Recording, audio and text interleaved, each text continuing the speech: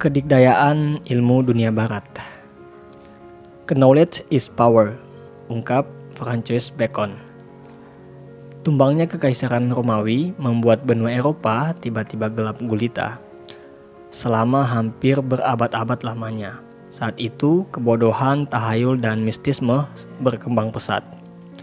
Kecemerlangan pemikiran para filsuf Yunani tiba-tiba berubah menjadi kebodohan massal. Kota-kota besar Eropa kemudian berkubang dalam penyakit dan penindasan pemimpin yang semena-mena. Zaman ini kemudian terkenal dengan nama zaman kegelapan atau The Dark Age yang berlangsung hampir 1000 tahun. Zaman kegelapan yang terjadi di abad pertengahan di satu sisi adalah merupakan abad kebangkitan religi bagi agama Kristen, namun di sisi lain merupakan abad kebodohan bagi benua Eropa. Pada masa ini, agama berkembang dan mempengaruhi hampir seluruh kegiatan manusia, termaksud pemerintahan.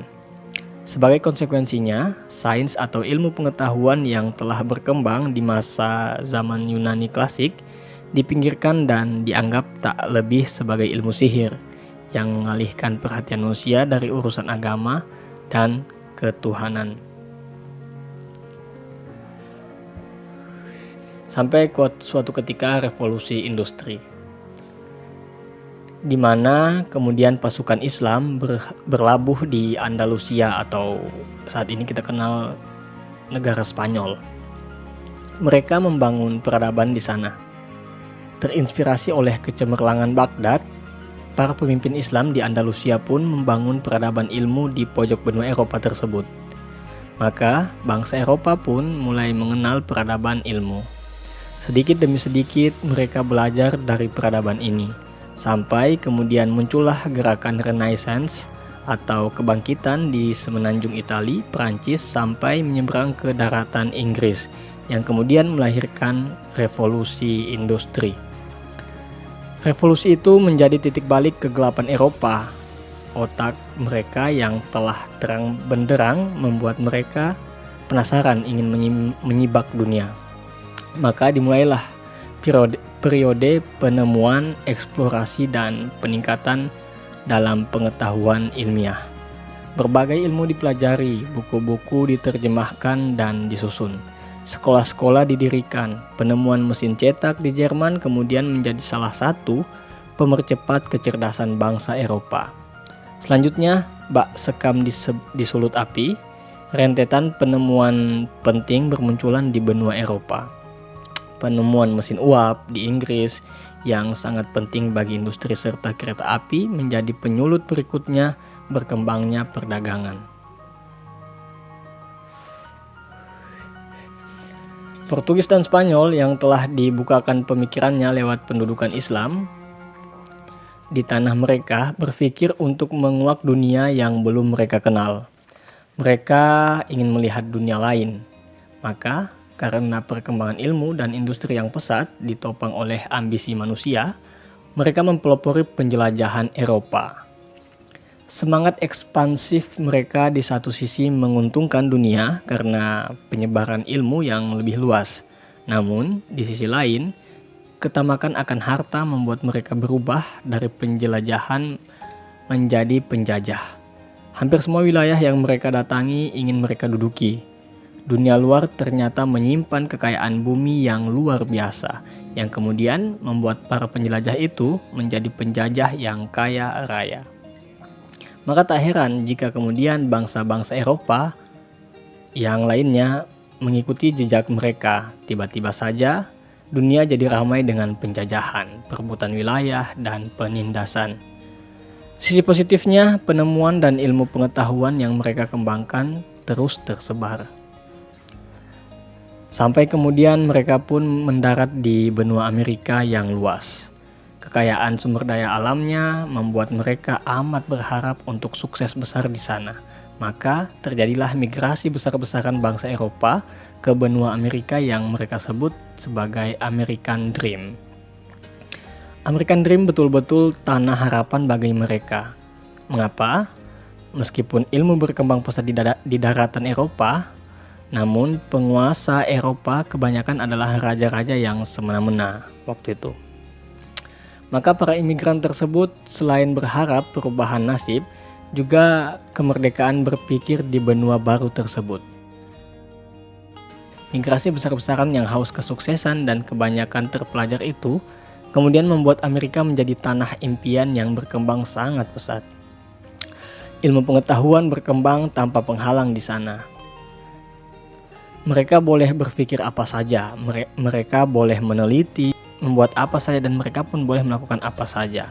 Tak heran jika kemudian ditemukanlah mobil yang efisien, lampu listrik yang luar biasa, sampai pesawat terbang modern yang mengagumkan. Dunia bisnis pun kemudian berkembang luar biasa pesatnya di sana.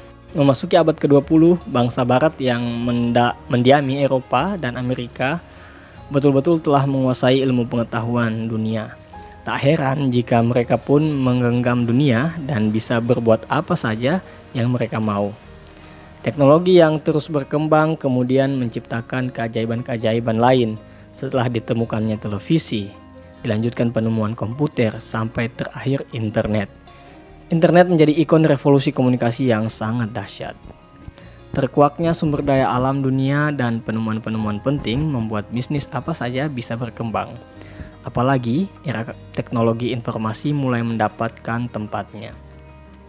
Telepon, transportasi, dan komunikasi kian canggih, membuat bisnis tanpa penghalang. Ilmu manajemen menjadi sangat penting untuk melipat gandakan kekayaan. Perusahaan-perusahaan raksasa bermunculan di Eropa dan Amerika. Dunia kian makmur dengan pengoptimalan otak yang manusia miliki. Maka abad ke-20 dan awal abad ke-21 seperti menjadi milik bangsa Eropa dan Amerika. Bangsa-bangsa lain berbondong-bondong belajar dan memasuki perguruan-perguruan tinggi mereka untuk meniru kemajuan yang mereka capai. Semua ilmu laris di sana. Bahkan bahasa Inggris, bahasanya bangsa Amerika dan sebagian Eropa, dipelajari miliaran manusia dan segera menjadi bahasa internasional. Bahasa yang seragam ini juga menjadi salah satu pemercepat tercapainya kemajuan dan kemakmuran dunia. Bahasa asing apa yang harus dikuasai? Ya, jadi untuk menjawab pertanyaan ini teman-teman, mari kita simak ulasan berikut ini. Jika dasar yang dijadikan patokan adalah jumlah pemakai terbanyak, maka bahasa Cina Mandarin lah yang harus kita kuasai. Namun, walaupun dipakai sekitar 1,12 miliar orang, bahasa ini hanya digunakan resmi di 5 negara Asia sebagai bahasa pertama atau kedua, yakni Cina, Taiwan, Hong Kong, Malaysia, serta Singapura.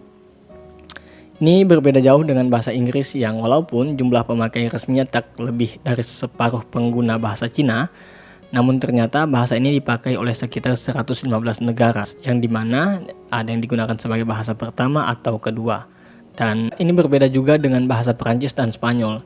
Selain dipakai di negaranya sendiri, kedua bahasa ini hanya dipakai di negara-negara jajahannya.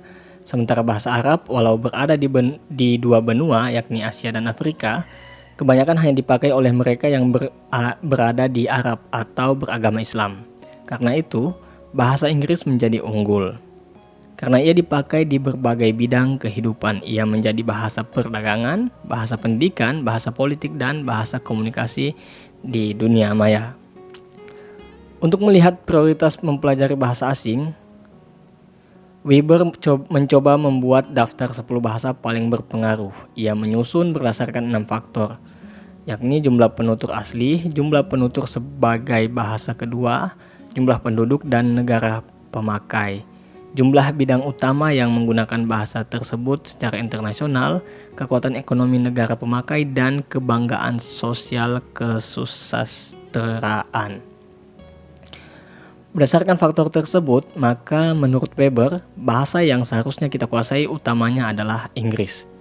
Tapi tentu tak selamanya daftar Weber ini bisa kita jadikan patokan. Tergantung juga kepentingan kita. Jika kita ingin menetap di Eropa, tentu kita bisa memilih bahasa Perancis atau Spanyol. Jika Anda Muslim, tentu Anda harus memprioritaskan bahasa Arab. Jika Anda ingin ekspor-impor dan perdagangan, sebaiknya Anda pelajari bahasa Cina. Namun, Di atas semua itu, tentulah bahasa Inggris sebagai prioritas terpenting saat ini karena luasnya pemakaian bahasa tersebut.